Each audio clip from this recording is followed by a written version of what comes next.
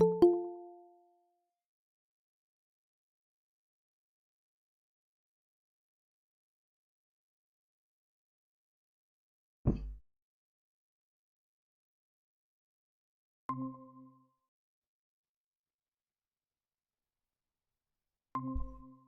assalamualaikum warahmatullahi wabarakatuh.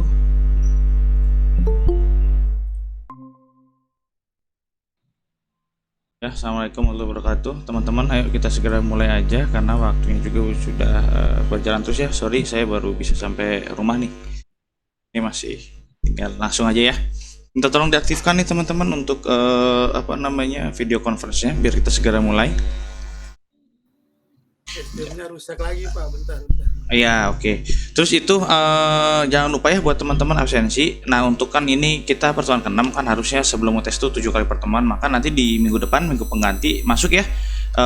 Tapi kalau misalkan yang di kuliah saya yang sudah 7 kali pertemuan, nggak apa-apa, nggak usah masuk gitu. Jadi kalau yang belum 7 kali pertemuan, jadi harus masuk karena minggu besok itu minggu pengganti. Jadi yang kalau untuk Komdet kan masih ada satu nih yang tangguh karena ini pertemuan ke-6 sesuai dengan di classroomnya, jadi masih minggu depan kita masuk. Tapi kalau yang materi kuliah yang lain yang menurut teman-teman kita sudah 7 kali pertemuan, ya sudah, nanti saya tidak akan buatkan kelas karena nanti saya juga akan koreksi. Oke. Untuk pertemuan kali ini kita akan membahas media transmisi ya. Di transmisi kita akan bahas Nah, jadi karena dalam konsep komunikasi data nih teman-teman, oke, itu kita akan memerlukan suatu media perantara ya, oke.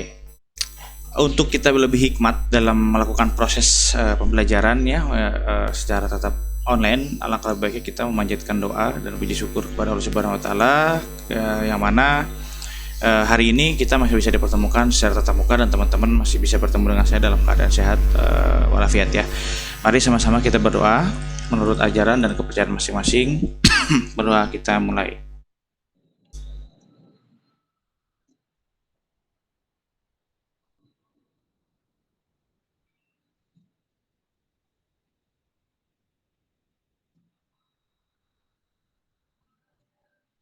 Oke, berdoa selesai. Oke, kita lanjutkan lagi. Untuk pertemuan hari ini kita akan membahas suatu bentuk media transmisi yang dimana media transmisi itu sebenarnya dibagi dua ya secara poinnya. Yang pertama menggunakan media kabel dan yang kedua menggunakan media tanpa kabel. Jadi secara transmisinya mempunyai dua poin utama. Tapi kita akan membahas dulu fokuskan kepada media kabel ya. Nah, jadi dalam kelompok media transmisi itu ya disebutnya media kabel dan media tanpa kabel itu disebutnya sebagai media transmisi guided dan unguided ya. Jadi istilah transmisi kabel itu kalau dalam keilmuan media transmisinya atau dalam konteks komunikasi data itu merupakan istilah dari media transmisi guided. Jadi kalau misalkan teman-teman mendapatkan suatu istilah yang bermakna transmisi guided atau unguided ya, berarti itu patokannya kalau guided itu transmisi menggunakan kabel dan unguided itu tidak menggunakan kabel atau wireless ya, atau nirkabel. Nah, kemudian ada beberapa contoh sederhana ya dari penggunaan guided seperti contohnya kabel twisted pair ya, twisted pair yang mana bisa kita sering lihat yaitu kabel UTP ya dan juga kabel STP. Kemudian ada kabel koaksial ya dan juga ada kabel fiber optik. Nah, kemudian kalau untuk media wireless atau nirkabel itu biasanya sering kita gunakan juga Bluetooth ya. Bluetooth atau sekarang banyak aplikasi yang lahir untuk media wireless yaitu seperti ShareIt dan lain-lainnya dengan teman-temannya, itu juga merupakan bentuk dari media transmisi berupa nirkabel. Kemudian dari media transmisi memiliki karakteristik sendiri teman-teman. Jadi karakteristik itu dilihat dari ketentuan dua hal, dari model karakteristik medianya dan juga karakteristik dari sinyalnya sendiri. Nah, sejumlah faktor yang berkaitan tentang perencanaan suatu media transmisi itu ya, itu menentukan dalam sebuah besaran rate dan juga jarak yang akan digunakan ya. Nah, Jadi dalam karakteristik guided itu lebih penting atau lebih ditekankan kepada si medianya ya. Jadi bukan kepada sinyalnya. Jadi kalau misalkan guided itu sangat titik fokuskan atau ditekankan terhadap media alat yang digunakan dalam proses transmisinya. Berbalik jika pada proses unguided ya. Jadi unguided itu dia lebih berfokus kepada sinyalnya, terhadap kekuatan sinyalnya, terhadap gangguan sinyal dan lain sebagainya. Begitupun juga dengan guided, sebenarnya ada jenis gangguan-gangguannya juga. Tetapi kita lihat dari struktur karakteristik saja, guided dan unguided itu sangat berbeda. Kalau guided itu dia lebih menekankan terhadap suatu bentuk medianya dalam penentuan batasan transmisinya. Kalau misalkan di unguided itu lebih menitik beratkan kepada karakteristik kualitas dan ataupun kekuatan sinyal ya yang dihasilkan dari si antena pemancar atau antena transmisinya sendiri. Nah, kemudian umumnya sinyal-sinyal pada frekuensi rendah itu kalau misalnya di unguided itu dia pasti akan disebarkan ke segala penjuru. Contohnya ketika teman-teman melihatnya di suatu tempat alfa lah, anggap alfa kan dia suka ada kadang-kadang atau Indomaret dia ada antena ya pendek gitu ya dari atapnya mereka ke atapnya ke si antena itu kan pendek, nggak tinggi seperti tower gitu kan. Nah itu pasti jangkauannya itu dia menyebar ya, direksional itu dia lebar gitu, jadi bisa kemana-mana. Tetapi dengan frekuensi yang tinggi, contohlah seperti BTS ya, tower BTS dan tower BTS, dia akan sifatnya itu directional beam. Jadi dia hanya satu, jadi dari titik ke titik itu dia terpusat ya. Jadi dia tidak akan terganggu oleh adanya channel lain gitu ya, tapi itu pun akan mempengaruhi jenis gangguan juga. Tetapi secara karakteristiknya ketika frekuensi rendah itu patokannya dia akan mampu ditangkap oleh beberapa faktor penangkap sinyal ya yang dekat dengannya, karena dia jatuhnya frekuensi rendah. Tapi kalau frekuensi tinggi dia akan disimpan di tempat yang tinggi pula agar terhindar dengan yang namanya isu-isunya itu ada yang namanya radiasi suatu sinyal gitu ya, atau frekuensi. Nah itulah yang kenapa penempatannya frekuensi tinggi itu pasti selalu akan tinggi penempatannya. Kemudian dengan mempertimbangkan desain dari sistem transmisinya ya, sistem transmisi data tentunya dia akan memperhatikan dari tekanan rate dan juga jaraknya ya. Semakin besar rate dan jaraknya akan digunakan maka akan semakin baik tentunya dalam bentuk konteks transmisi. Jadi ketika transmisi itu yang diharapkan itu pertama proses yang pengiriman datanya itu dia harus membawa rate yang sangat besar jumlahnya. Tentunya jaraknya harus sejauh mungkin yang bisa dicapai. Tetapi kan itu tidak bisa tercapai jika masih banyak kondisi geografis ya yang tidak memungkinkan dalam proses pembuatan infrastruktur dari media transmisi itu sendiri. Jadi ketika dalam mendesain suatu sistem transmisi maka harus memperhatikan juga letak geografisnya gitu. Tapi dengan tujuannya dia harus bisa membawa rate atau jumlah data yang sangat besar dengan jarak yang semakin jauh, itu akan menjadi suatu nilai baik gitu ya dari si transmisi itu sendiri. Nah kemudian semua faktor yang berkaitan tentang perancangan media transmisi dan sinyal itu menentukan rate dan jaraknya. Di antara lain ada istilahnya namanya interferensi, yaitu bentuk dari sinyal yang berkompetisi ya dalam suatu band frekuensi yang saling tumpang tindih dan dapat menyebabkan ataupun mengubah atau menghapus sinyal yang menjadi perhatian khusus dalam media unguided tentunya. Namun interferensi ini pada suatu media guided bisa diatasi dengan menggunakan pelindung kabel. Nah jadi faktor yang berkaitan tentang perancangan tentunya di sini ada dua istilah ya, ada jumlah receivernya gitu dan juga ada interferensinya. Tapi sebenarnya juga ada istilah lain yang akan muncul ya, nanti kita akan bahas istilah itu ya. Jadi kalau untuk interferensi itu kita berfokusan seperti ketika teman-teman menggunakan atau mentethering lah ya, mentethering hotspot ya, misalkan di dalam satu wilayah ataupun lingkungan nongkrong ada beberapa hotspot yang nyala dalam satu tempat yang bersamaan, itu secara konsepnya dia akan bertabrakan gitu ya. Tetapi dengan hebatnya teknologi saat ini ya, dia kenapa kita sifatnya otomatis, maka nanti si sistem dia akan mengetahui channel mana yang sedang aktif, dan ketika kita mengaktifkan hotspot gitu ya dan dipakai oleh pengguna, dia akan memilih jalur yang tidak kosong atau tidak padat lalu lintasnya. Itulah fungsinya kenapa otomatis itu digunakan. Tetapi banyak para ahli yang tidak menyarankan otomatis itu, lebih menyarankan ketika dalam men-setting suatu konfigurasi network gitu ya, dalam hal itu jaringan nirkabel, harus ditentukan channelnya ya, agar semuanya tertata dan tidak saling bertabrakan. Itu tujuannya, yaitu untuk menghindari dari interferensi sinyal ini ya.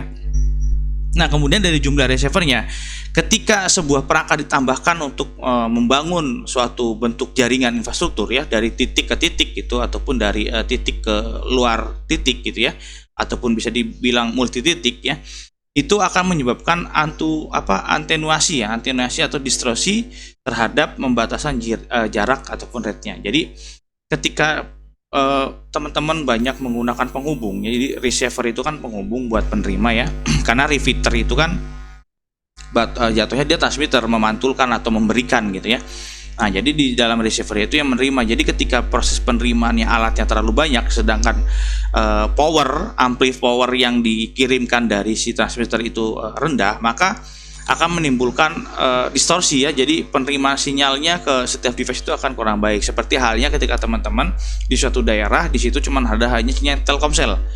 Nah, sinyal Telkomsel ataupun tower BTS misalkan cuma ada satu di daerah teman-teman, tapi penggunanya banyak yang menggunakan handphone dan juga komunikasi itu, maka dapat dipastikan sinyal yang teman-teman terima akan sangat lemah. Ya, itu pasti akan sangat dipastikan.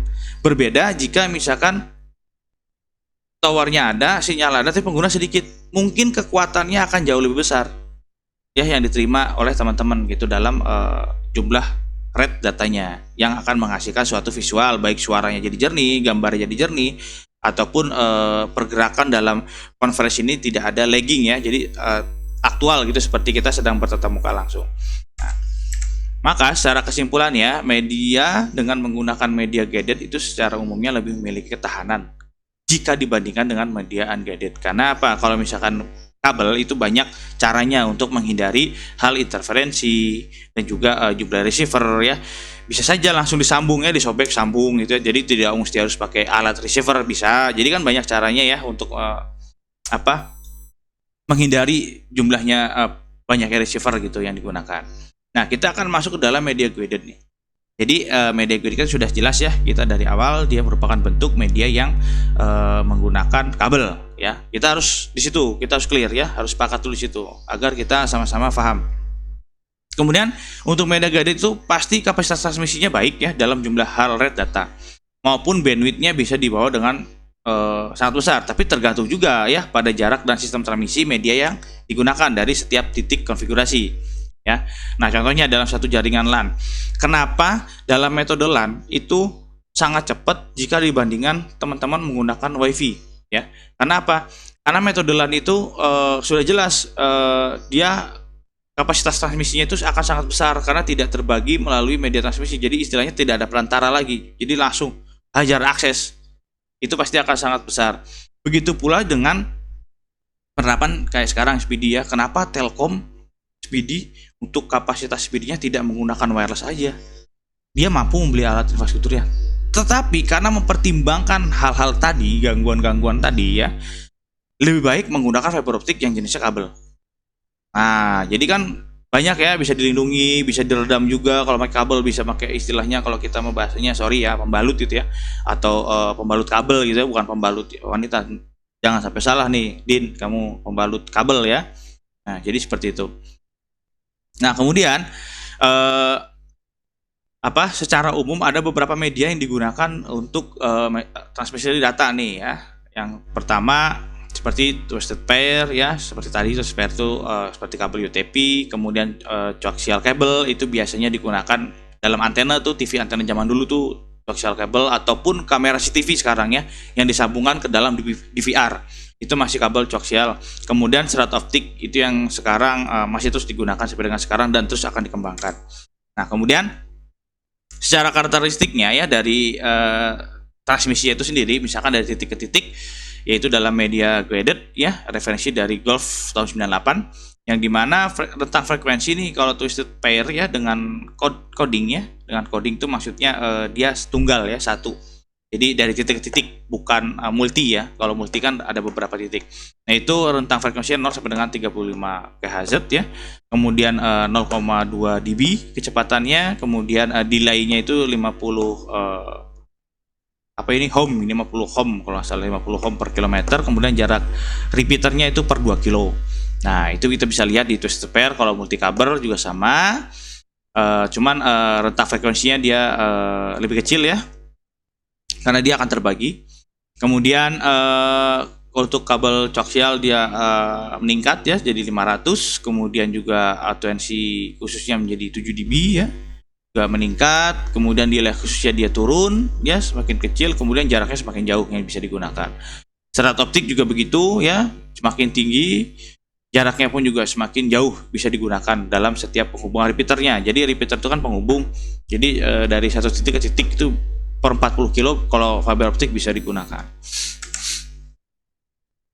Nah, ini bentuk umum ya, bentuk umum kabel koaksial, kabel twisted pair dan juga fiber optik. Nah, ini bentuk umumnya seperti ini. Kalau misalkan pasti teman-teman sering melihat ya. Kalau koaksial itu juga dapat kita temukan di alat-alat rumah tangga ya, yang teman-teman. Kemudian kalau twisted pair ketika teman-teman menggunakan IndiHome gitu ya, ataupun bentuk yang lain ya, fasilitas penyelenggara internet yang lain, pasti dia akan menggunakan kabel twisted pair dan juga fiber optik tentunya. Nah, kita akan masuk ke pembahasan twisted pair nih. Jadi twisted pair itu merupakan media transmisi guided tentunya ya, yang paling hemat dan paling banyak digunakan karena harganya murah ya, harganya murah, nggak begitu mahal juga.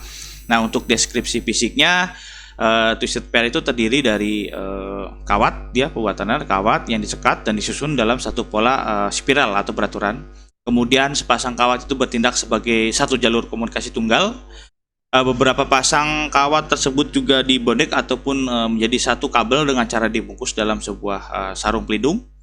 Kemudian penggunaan jarak yang sangat jauh ya, kabel berisikan ratusan pasang kawat tentunya. Kemudian pada jarak jauh biasanya panjang gulungan bisa mencapai 5 sampai dengan 15 cm. Maksudnya ketebalan ya, ketebalan gulungan kabelnya itu seperti itu. Kemudian penggunaan ini cenderung akan meningkatkan interferensi crosstalk ya. Terus kabel yang saling berpasangan itu bisa memiliki tingkat ketebalan 0,4 hingga 0,9 mm. Nah, pengaplikasiannya itu paling umum untuk media transmisi sinyal analog dan juga sinyal digital. Contohnya kalau misalkan teman-teman zaman dulu telepon ya, untuk penghubung PABX terhadap kantor dan juga sentral teleponnya itu pasti menggunakan kabel twisted pair. Nah, ini twisted pair ya. Jadi twisted pair pun juga ada dua, ada yang unsealed dan juga ada yang sealed teman-teman. Jadi kalau unsealed itu dia tanpa pelindung, kalau yang sealed dia ada pelindungnya, ya disebut dengan STP, sealed twisted pair. Kalau yang unsealed itu juga ada. Kalau unsealed itu UTP ya. Unsealed itu UTP, kalau sealed pair itu STP. Nah, kita akan melihat dari twisted pair itu sebagai media yang paling umum ya, media paling umum yang digunakan untuk pensinyalan digital tentunya, seperti koneksi terhadap digital switch dan juga digital PABX dalam sebuah gedung. Nah, rate yang bisa dibawa itu sebesar 64 kbps. Tentu bisa akan meningkat ya, tentu akan bisa meningkat kalau dalam penggunaan jaringan LAN tentunya. Jadi kalau dalam transmisi bentuk lain itu cuma 64 kbps, tapi kalau dalam bentuk LAN ya, local area network, itu dia bisa membawa ya hampir 1 giga. Ya, hampir 1 giga untuk perkembangan sampai saat ini. Kemudian untuk pengaplikasikan jarak jauh nih, rate data itu bisa dibawa 4 Mbps. Untuk jarak jauh ya, itu 4 Mbps. Kemudian twisted pair tidak memakan biaya yang itu mahal ya jika dibandingkan kabel koaksial ya, ataupun fiber optik tentunya. Terus twisted pair ini pun juga mudah dalam pengoperasian dan juga pemeliharaan ya, serta dia akan bersinggungan dengan yang hal rate data pun jarak, dia akan sangat bisa dinegosiasi lah bahasanya. Jadi dia fleksibel ya untuk kita menerapkan twisted pair ini karena tergantung dengan kebutuhan dan juga budgeting juga. Kemudian dari karakteristik transmisinya, dia dapat mentransmisikan sinyal analog maupun digital. Kemudian sinyal analog itu diperlukan suatu amplifier ya, yang kira-kira setiap penempatan amplifiernya itu 5 sampai dengan 6. Nah, kan amplifier kita sudah bahas ya sebelumnya, dia sebagai bentuk power ya. Amplifier itu sebagai bentuk power, yang dimana power itu untuk mengaktifkan ya, untuk mengaktifkan atau mendorong suatu bentuk sinyal ya. Nah, Untuk transmisi digital, baik menggunakan sinyal analog maupun sinyal digital, itu diperlukan sebuah repeater tentunya. Nah, repeater ini sebagai penghubung juga, itu jaraknya masing-masing perkiraan 2 sampai dengan 3 kilo. Kemudian twisted pair juga sangat rentan terhadap gangguan seperti derau atau noise dan juga crosstalk ya. Nah, jenis twisted pair tadi yang saya bilang ada unsealed dan juga sealed ya. Jadi unsealed itu bisa dibilang UTP, kalau teman-teman pernah lihat itu UTP yang sering teman-teman pakai buat konfigurasi jaringan, tapi ditambah dengan korektor RJ45, jadinya kabel RJ aja taunya, padahal itu kabel UTP. Kemudian jenis kabel ini mempunyai pembungkus kabel shield yang melindungi yang tidak memiliki kabel shield ya, itu ya maksudnya.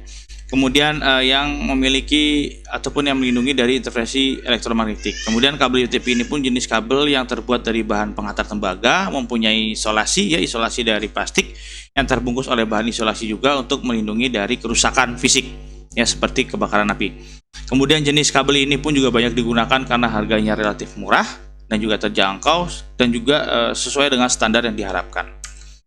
Nah, ini kabel UTP-nya, ini unsealed ya, dia tidak ada pelindung, jadi langsung tuh, tapi tetap ada pelindung itu yang ada warnanya ya, ada yang sebelum si kabelnya dia ada putihnya dulu, kemudian baru warna dan dilindungi lagi. Itu juga sebenarnya sudah pelindung, tapi kalau misalkan yang STP nanti ada lagi dia muncul ada kayak kertas apa itu oil yang warna silver itu loh, nanti ada dia muncul. Nah, UTP itu digunakan biasanya dalam jaringan LAN ya untuk menghubungkan komputer. Kemudian kabel UTP juga memiliki beberapa kategori standar yang mengacu kepada EUA ya. EIA itu Electronic Industry Association, yang dimana kategori pertama itu untuk membawa sinyal suara, aplikasikannya seperti telepon. Kemudian untuk membawa sinyal T itu tidak di Indonesia, transmisinya sehingga 4 GB. Kemudian konfigurasi LAN ya, transmisinya hingga 16 Mbps. Untuk LAN token ring itu juga tidak berada di Indonesia. Kemudian untuk LAN fast internet ya sampai 100 megabit ya, itu megabit karena B-nya kecil, kalau B-nya besar megabyte. Ini megabit per second. Kemudian merupakan pengembangan dari kategori 5. Terus juga LAN gigabit juga tadi kan, karena dia sudah mampu membawa hingga 1 gigabyte ya, gigabit. Kemudian dalam frekuensinya pun juga sudah meningkat ya di setiap kategori gitu. Jadi itu merupakan bentuk pengaplikasiannya. Nah, selain kategori EIA juga menetapkan standar untuk pengkoneksiannya. Jadi si EIA ini selain dia menetapkan kategori, dia juga menetapkan standar koneksi, yaitu menggunakan kabel UTP RJ45, konektornya itu seperti untuk LAN tuh yang colokannya rada gede. Kemudian untuk konektor RJ11 itu digunakan untuk perangkat telepon dan juga modem, itu colokannya lebih kecil. Kemudian perbedaan dari kedua konektor itu terletak hanya dalam dimensi bentuk aja ya, dimensi bentuk untuk yang bisa dimasukkan ke dalam kabel. Kalau misalkan RJ45 itu bisa masuk 4 kabel, kalau misalnya 4 pasang kabel. Terus juga RJ11 cuma hanya 2 pasang kabel.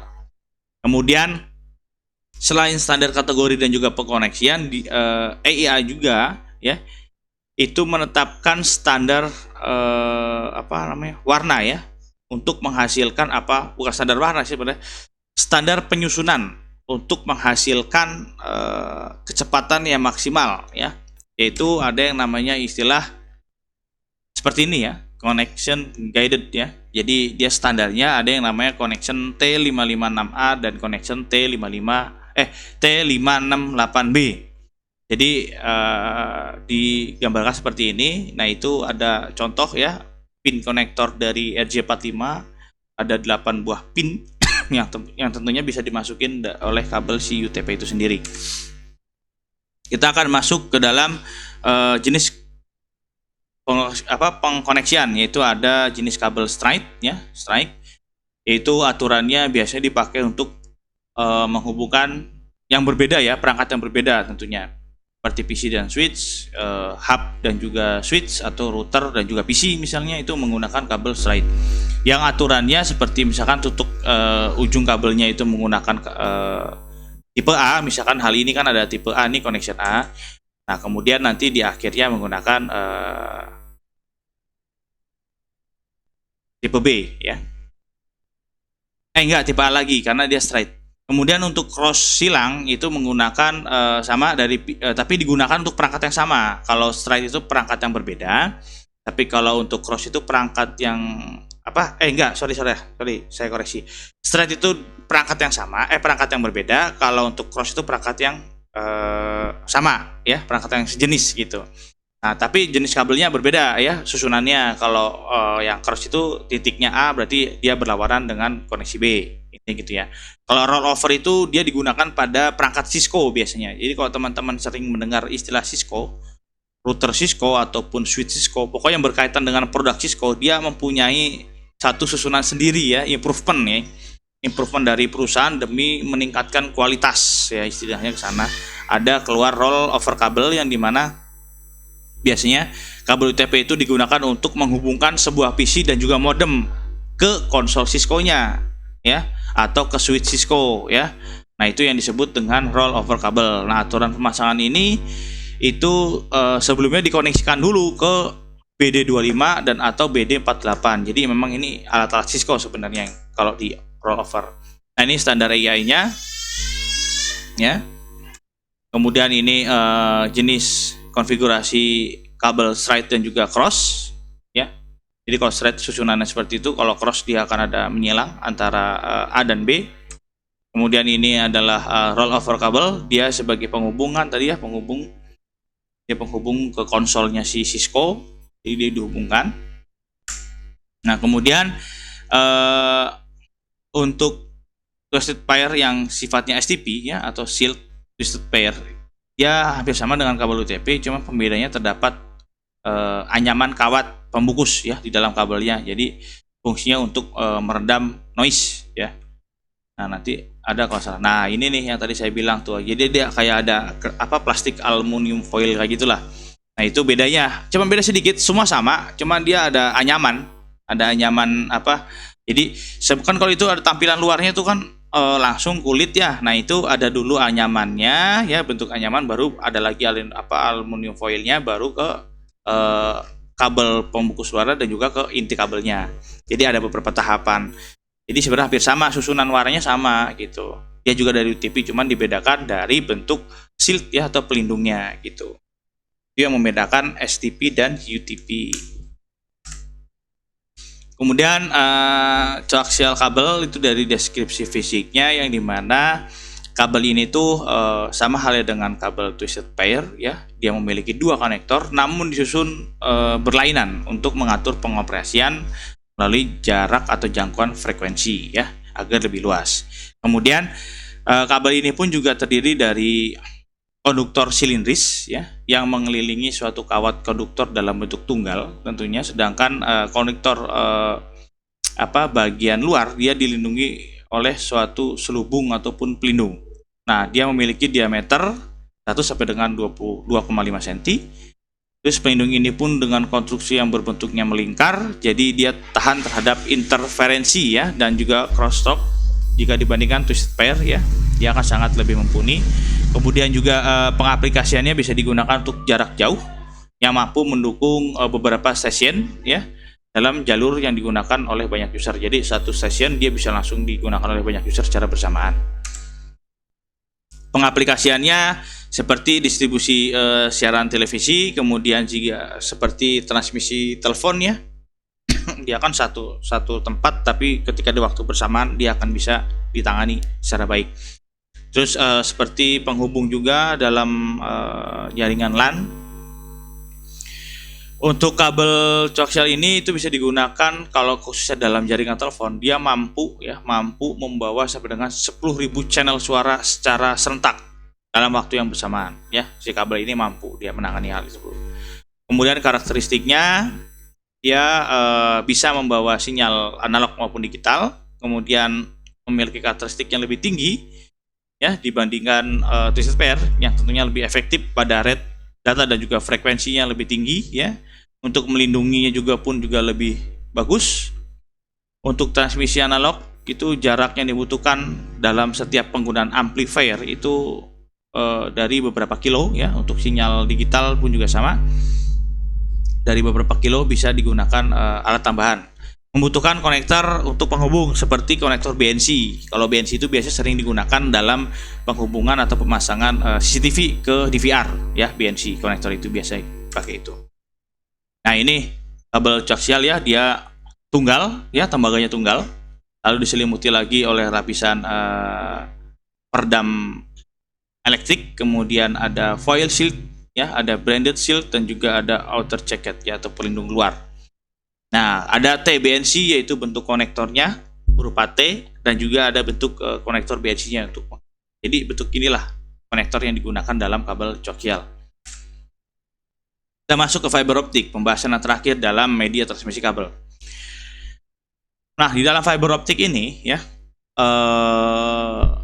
suatu bentuk media transmisi itu saat ini tuh paling populer dan paling dinyatakan paling cepat ya. Dinyatakan sampai saat ini tentunya dinyatakan paling cepat karena mampu mentransmisikan dengan jumlah data itu nyampe dengan 1600 gigabit per detik tentunya ya. Ingat, per sekian detik dia mampu.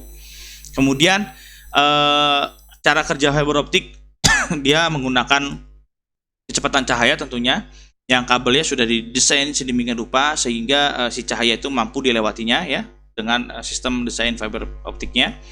Kemudian pada proses ini dia tidak mengkonversi. Jadi kalau untuk kabel-kabelnya sebelumnya itu kan dia mengkonversi menjadi sinyal elektrik ya. Nah, kemudian kalau misalkan fiber optik itu menjadi pulsa-pulsa ya, token-token kecil yang mampu dilewati menjadi bentuk cahaya gitu ya. Nah, karena bentuknya pulsa itu membuat lebih tahan juga terhadap interferensi jika dibandingkan menggunakan kabel tembaga tentunya, atau kabel yang kita sebutkan dua jenis tadi. Kemudian juga kecil atenuasi sinyal ya, membuat jarak jangkauan lebih jauh juga dibandingkan dengan kabel twisted pair dan juga koaksial. Nah, untuk atenuasi itu sebenarnya dia merupakan istilah seperti gini. Analoginya ketika teman-teman di dalam suatu cahaya yang terang, teman-teman menggunakan kacamata gelap. Teman-teman tidak dapat melihat ya, tapi yang diterima oleh mata kita dia akan meredup. Nah, itu disebut dengan atenuasi ya. Jadi bisa dibilang pengurangan ya. Pengurangan, bukan pengurangan data sebenarnya, dia lebih ke sinyalnya ya.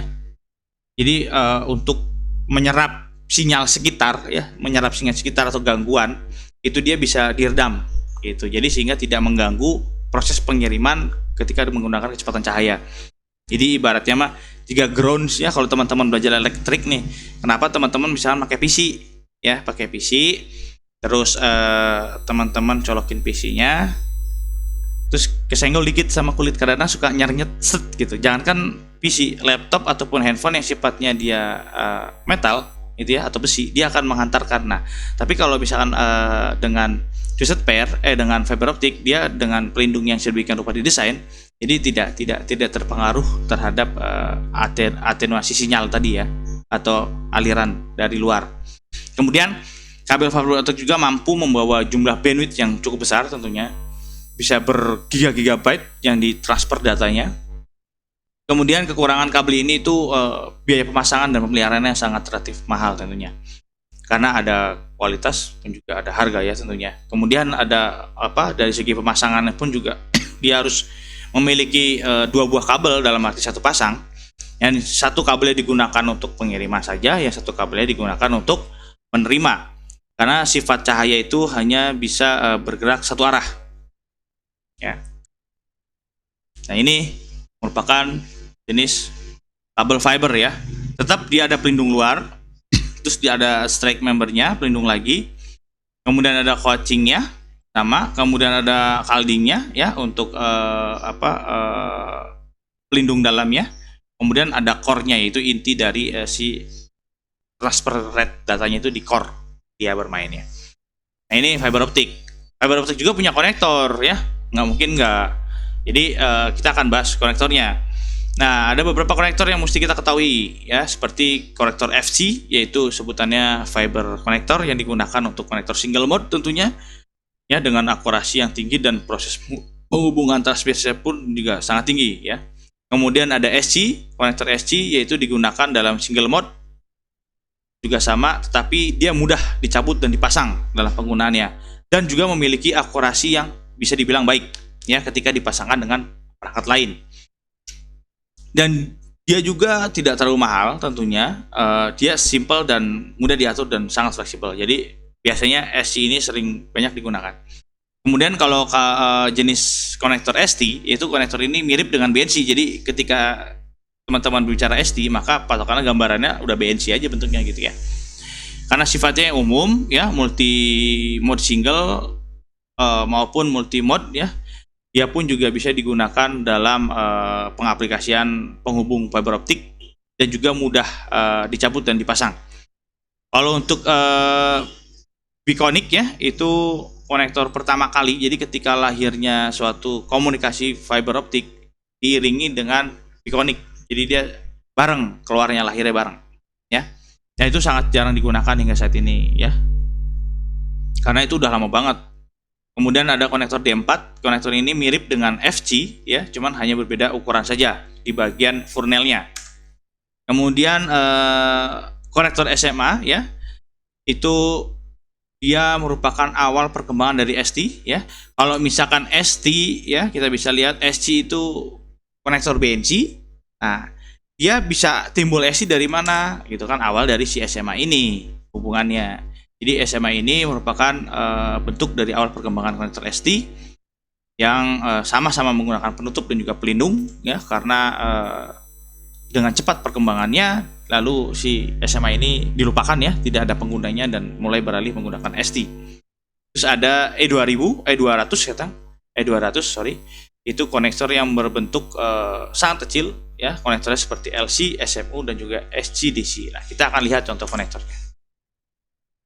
Nah, ini ya, ini merupakan bentuk-bentuk konektor nih. Nah, kalau yang sering digunakan ya dalam IndiHome, kalau teman-teman buka IndiHome nih ya, teman-teman pakai IndiHome misalnya, coba perhatikan modemnya. Copot aja kabel itunya, kabel fiber optiknya. Dia itu menggunakan jenis kabel LC ya. Jenis kabel LC, coba aja copot. Terus teman-teman perhatikan ya. Sebelumnya ada juga yang menggunakan SC.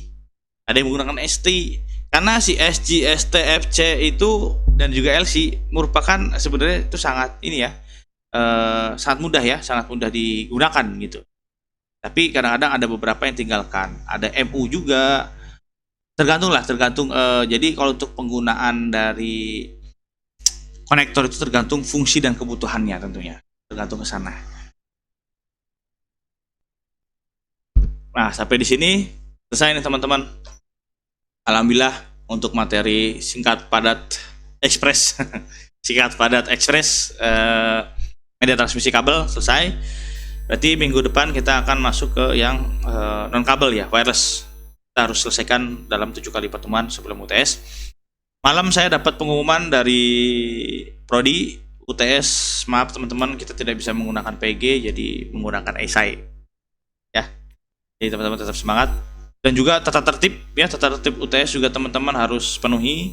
Apabila memang ada pembayaran dalam bentuk perkuliahan yang belum dibayarkan, tolong teman-teman segera dibayarkan karena UTS akan segera dimulai. Karena salah satu bentuk tata tertib dan juga persyaratan bisa mengikuti UTS, teman-teman sudah melakukan pembayaran yang seharusnya dibayarkan.